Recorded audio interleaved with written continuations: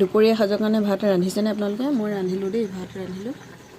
এয়া ভাজি ৰাতিপুৱাই বনোৱা আছিলে দেই, খুতৰা আলু আৰু মটৰ ভজা ৰাতিপুৱা ভাজি খাইছিলোঁ ৰুটিৰ লগত, তাৰ অকণমান থৈ দিছিলোঁ, এয়া আছে। আৰু ইয়াত চব্জি, আজি মানে একে চব্জি দেই, খুতৰাৰ লগত খুব টেঙা মাছৰ লগত জোল বনাই খাম বুলি এয়া লোকেল মাছ আনিছিলে।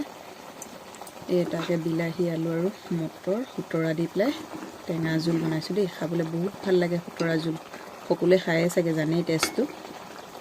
ঔটেঙা হোৱা হ'লে বেছি ভাল আছিলে, ঔটেঙা নাই, সেইটো কাৰণে বিলাহী দিয়ে টেঙা জোল বনাইছোঁ দেই। আজি দুপৰীয়া সাজ এইদৰে খাম আৰু দেই বন্ধু বান্ধৱীসকল। ৰান্ধি মেলি লওঁ আৰু খাব সময় হৈছে আৰু খাই লওঁ আৰু দেই, ৰান্ধি মেলি পেলাই। দুপৰীয়া থালি ৰেডি দেই।